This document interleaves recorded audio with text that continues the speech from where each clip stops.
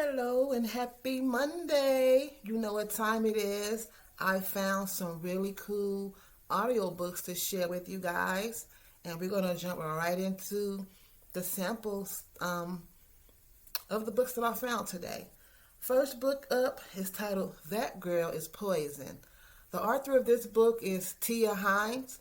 The book is narrated by Tania Romulus. And this is an urban fiction book. Let's check it out. Give me a break. If the cigarette companies can legally kill people with their deadly ingredients, then passing on something that was given to me is perfectly permissible.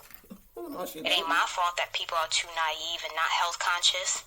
But you can't even remember the last time you had a checkup or, better yet, an HIV test. Ooh-wee. Got you thinking, huh? Yeah, got me thinking. Oh yeah, by the way, my name is Desire, and I'm a 16-year-old on a grind about to take you on a journey. I suggest you buckle up because you're going on a serious roller coaster. Okay, girl, got my seat. This is my story, my song, my desire to burn. Girl, your desire to do what? Wait, that was really... Chapter 1. Your desire to do what? The evening after my 6th grade graduation, my mother decided she didn't want me anymore. How nice, huh? I was devastated that day, which I remember very clearly. Graduation commenced, and everyone went back to my uncle's house. My mother had told me she would be leaving me for an hour or two to set up this big surprise for me at home. I was anxious and excited. I quickly came down from that high. I got a surprise, all right. The surprise of her not coming back. I practically stayed up all night waiting for her to come get me, but she never showed up. Uncle Frank had to break the bad news. He wheeled in the living room as I sat up on a couch, anxiously flipping from channel to channel, thinking what my big surprise could possibly be. Desire, I have something to tell you. I directed my attention to Uncle Frank. Hearing a tremble in his voice, I had a strong feeling that whatever he was about to say was going to be bad. Your mom...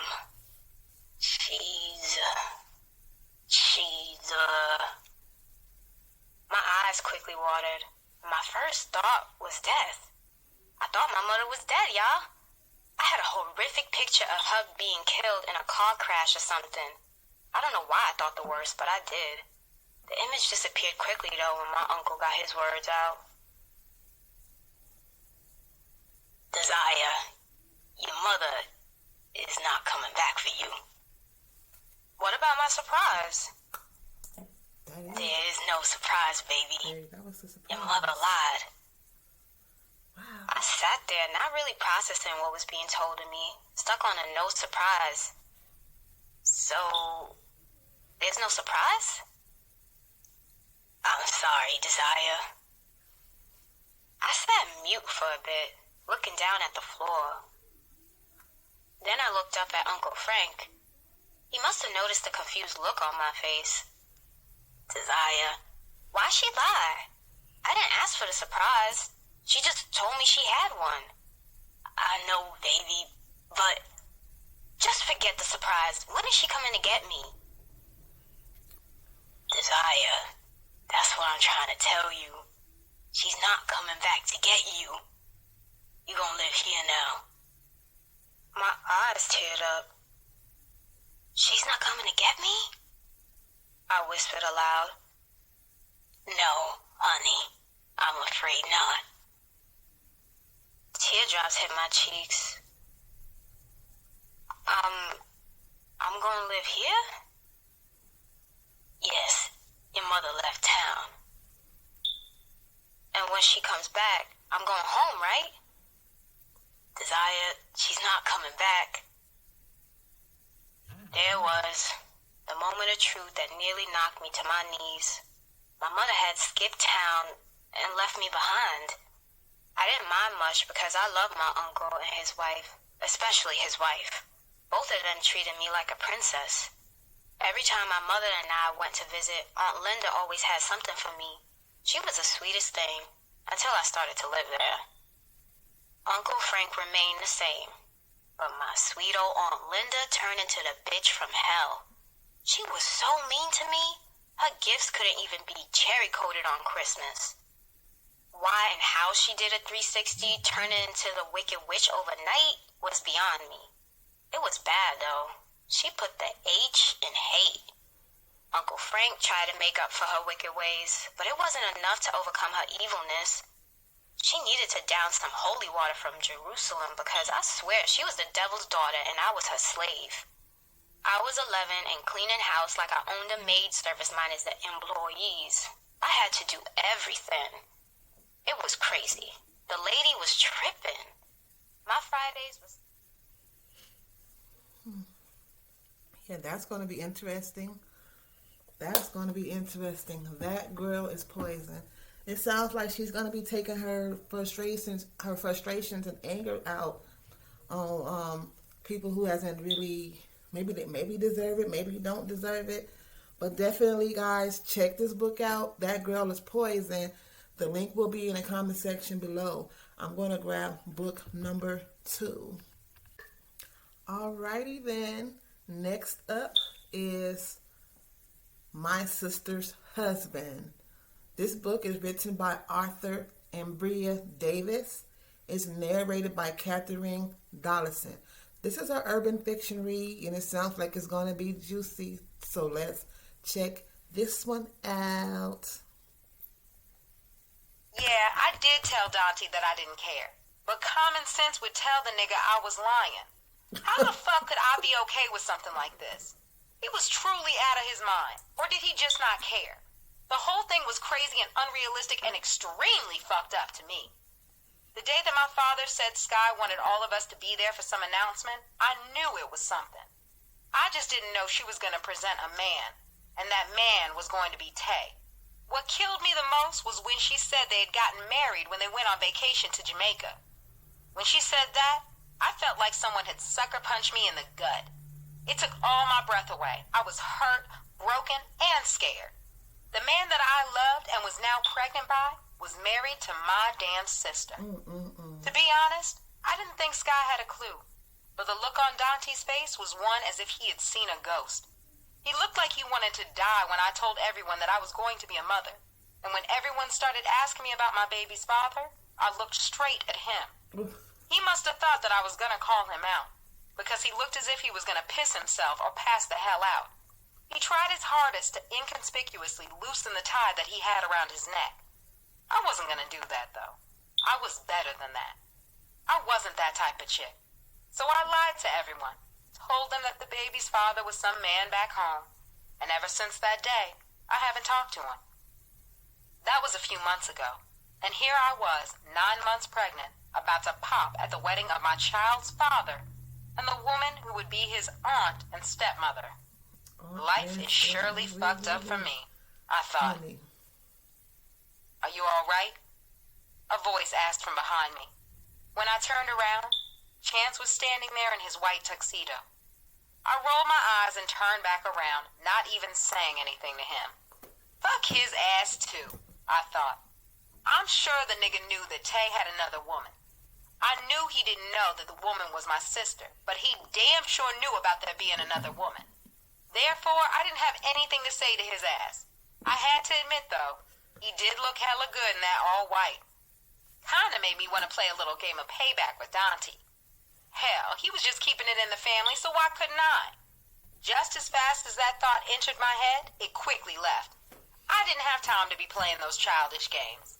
I was better than that. He didn't take the hint that I didn't want to be bothered, because he walked over and took a seat beside me. Nay, I know I'm probably one of the last people on earth that you want to talk to right now, and I don't blame you one bit, he started to say. Well, if you know that, then why are you talking to me? That part. I asked, interrupting him. Because I could see that you need a friend. He had the nerve to say, and I'm just trying to be there for you. A friend? You actually think that you're my friend, Chance? I asked, turning to him. A friend wouldn't have done what you've done to me, Chance. Ma, you have to believe when I say that at first I didn't know anything about Dante having a woman, or being married for that matter. I found out way later, and when I did find the shit out, I told him to leave you alone, but he didn't. Chance, you should have told me. Did you even stop to think about telling me? Or did you think about that bogus-ass guy code that y'all have and are living by nowadays? I said, I was your fucking friend. I know Tay is your family, but I thought we had some type of respectful feelings toward each other.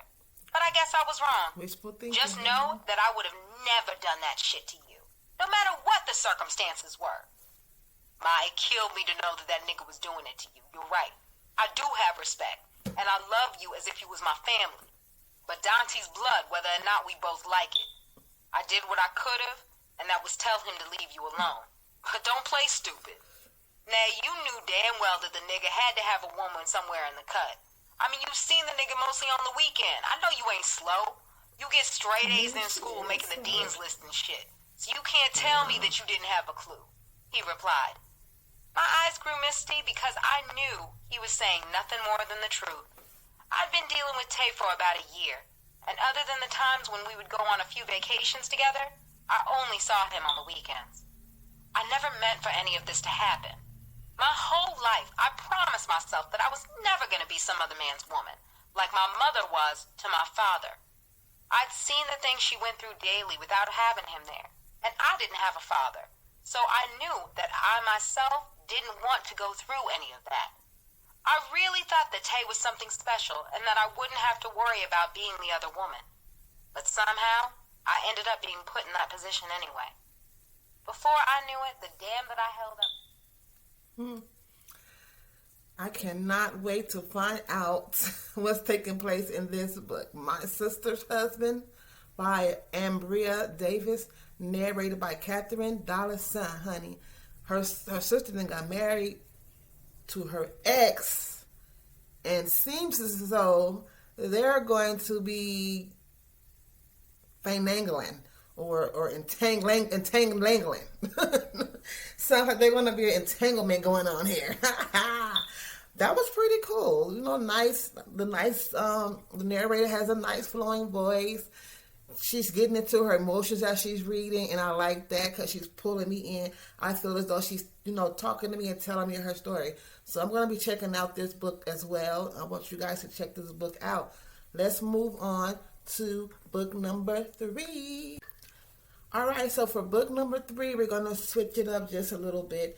This one is a self-help book titled, Bitch, Don't Kill My Vibe.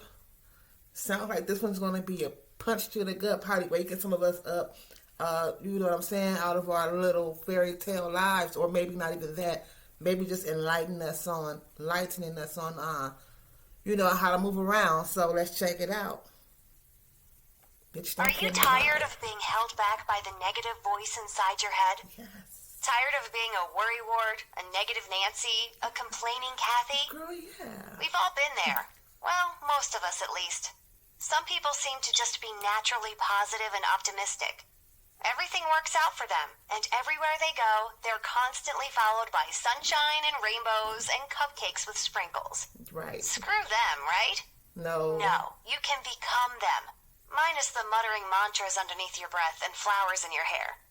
If you're like most people, you're probably constantly harassed by a negative voice in your head, always telling you that you're not good enough, fast enough, smart enough, skinny enough, anything enough, and that your life will never be better than it is right now. You're constantly worried that the sky is falling. You're so stressed out that you can't seem to get anything done. Or maybe you're held back by fear and can't seem to get your life together. Or maybe you're lucky enough to have a cocktail of all 4. Negativity, worry, stress, and fear ruining your life by keeping you stuck in a rut and holding you back from being your best self. It's not your fault. We're literally wired for negativity, but you can change it.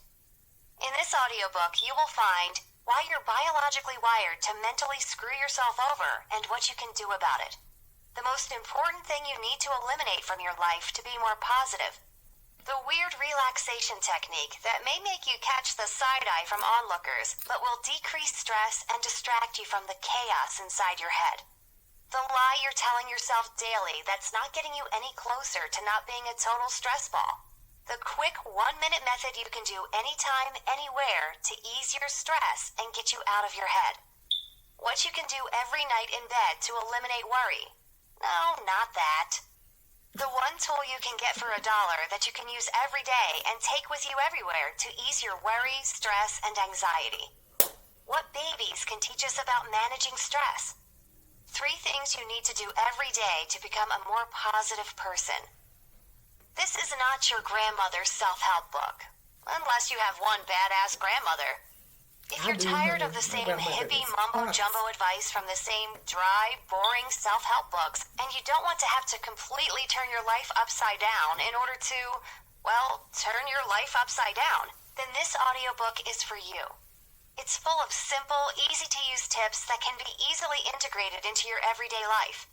You can transform your life without ending up being one of those people you always side-eye. Well, except for that one weird trick I mentioned above. And instead of making you feel like you're in an intervention led by some geriatric tightwad with a clipboard and a pencil behind his ear, this sometimes blunt, sarcastic, in-your-face book proves that self-help can be fun and entertaining.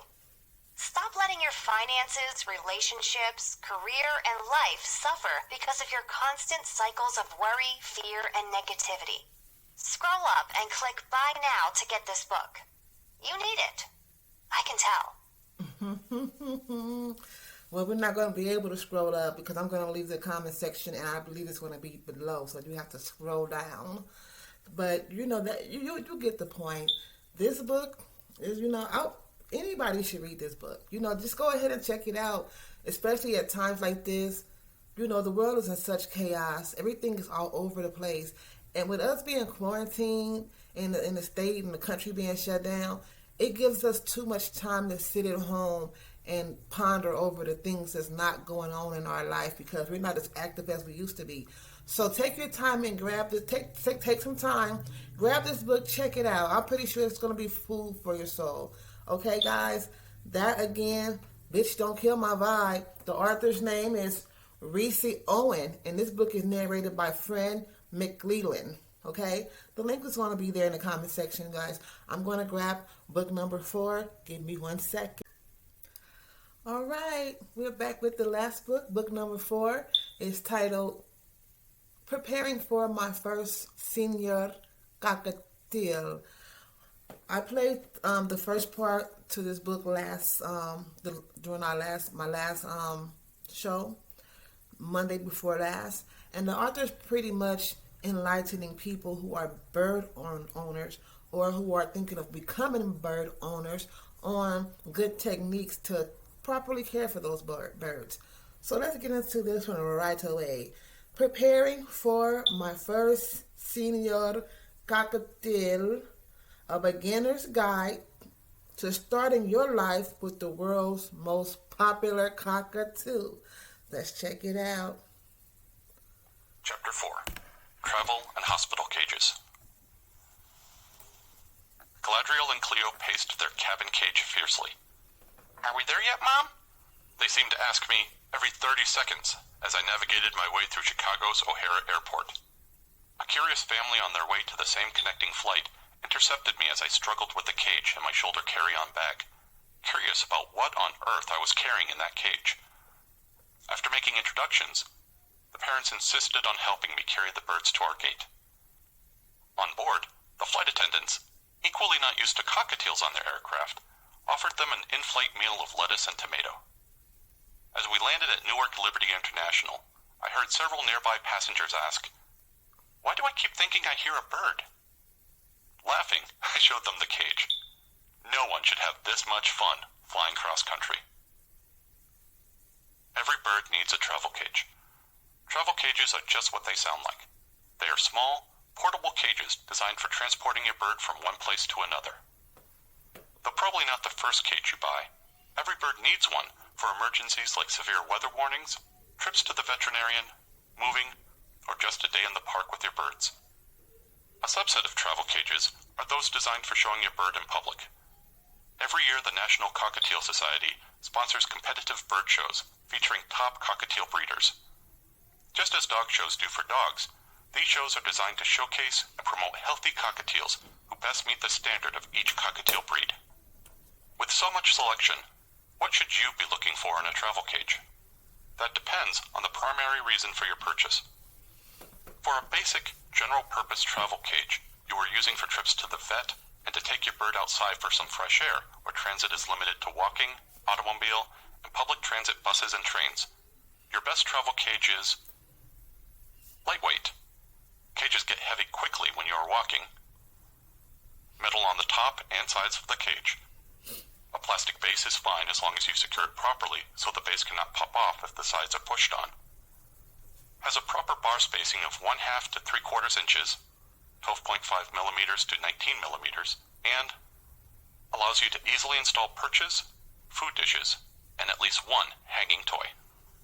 For cockatiels, you need a travel cage that is no less than 14 inches long, wide, and deep.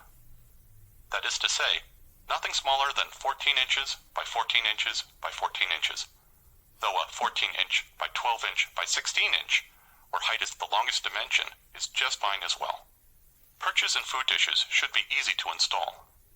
If the cage allows, install the water dish as high as possible to keep the water clean for as long as possible. Since water tends to spill out while a cage is in motion, investing in a small collapsible funnel made of silicone is very helpful, allowing you to refill the water from outside of the cage. This general travel cage is great for short trips. But what if you need to travel longer distances? For longer distances, and especially if you plan on or may at some point travel by air, I recommend an airline-approved crate, which is much sturdier than the travel cages I just described. Though many retailers claim to sell airline-approved cages and crates, this term is deceptive, because few to none of these cages meet airline regulations for travel with birds. To fly with a bird, you need your basic, properly sized airline cage or crate modified to comply with the specific regulations for birds. The safest way to make sure your cage is fully compliant is to purchase it from a licensed professional. I personally recommend buying it from a licensed pet mover, though sometimes you may find properly configured airline cages at bird shows. New Jersey-based Airborne Animals is one such licensed pet mover experienced in both domestic and international air travel with pet birds. They sell properly sized cages for flying your bird both domestically and internationally that comply with all state, federal, and international regulations, and can offer you not only advice on how to fly with your bird, but also help you with paperwork, clearances, and other legal details that may apply to your trip. Alrighty. Very, very helpful information, especially for those of you who are looking to own a parrot, or if you already have a parrot and you're a new owner. There you go. Some information for you guys. So that concludes our lineup for this week. Yes, you guys, check out some of these books. And I'm going to have the link in the comment section below. I want you to enjoy, and if you're willing to, I want you to come back here and talk about any of the books that you checked out. If you don't come back here and check the books out, then be gracious enough to leave the author of the book a review on Amazon or on Barnes and Nobles, wherever you review them. Reviews help authors to sell books, to gain exposure. The best thing that you can do for an author, the best way to say thank you, is by leaving your author your honest review. So let's recap. Today we went over That Girl is Poison by Arthur Tia Hines, My Sister's Husband by Arthur Ambria Davis, Bitch Don't Kill My Vibe by Reese Owen, and then last but not least we have Preparing for My First Cockatiel, written by Laurel A. Rockefeller. I want to take this time to thank you guys for tuning in. I'll check you out and see you again next Monday. Have a happy day. And you guys, I challenge you guys to give someone a compliment today. Even if you say, I like your hair. If you say, you got some nice shoes. What a pretty smile you have. You guys, compliment somebody today. You never know what kind of difference you might make in that person's day.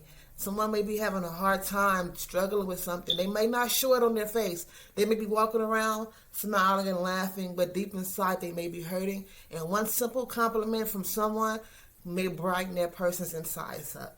So once again, this is your girl, Queen I'm Unique, and I will check you out next time. Peace.